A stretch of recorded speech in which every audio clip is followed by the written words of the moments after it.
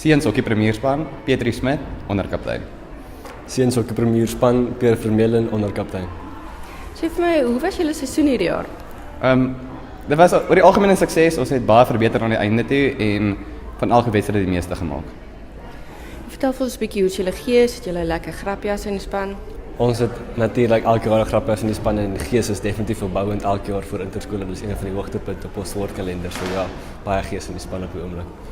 Hoe sal jy interskole beskryf?